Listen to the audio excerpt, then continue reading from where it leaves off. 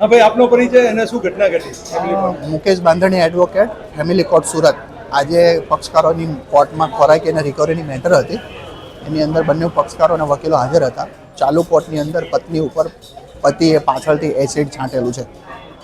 પતિએ પછી શું કર્યું? આ રીતના અગાઉ પણ કોર્ટમાં જુબાની આપવા આવેલા હતા પતિ. ત્યારે અગાઉ પણ 7 વર્ષ પહેલાં અટેમ્પ્ટ ટુ મર્ડરનો ગુનો ઓલરેડી એમના ઉપર દાખલ છે. હાલમાં આરોપી જે છે તે બેલ આઉટ છે.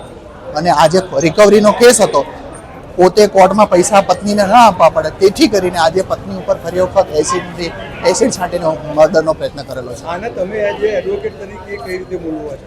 આજે એડવોકેટ તરીકે આને બહુ અત્યંત ગંભીર પ્રકારનું કૃત્ય કહી શકાય, કારણ કે આજે કોર્ટની અંદર આ પ્રકારનું કૃત્ય કરવું એટલે આરોપીની માનસિકતા આજે એસ્ટાબ્લિશ થાય છે.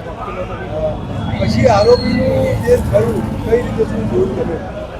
આરોપી આ પ્રકારના કૃત્ય કરવા ટેવાયેલો છે એવો રેકોર્ડ ઉપરથી એસ્ટાબ્લિશ થાય છે. જેથી કરીને કોર્ટની અંદર આ રીતના વેપન લઈને આવવું, એસિડ લઈને આવવું એ ખરેખર વકીલ માટે અને પક્ષકારો માટે ખૂબ જ ગંભીર બાબત કહેવાય.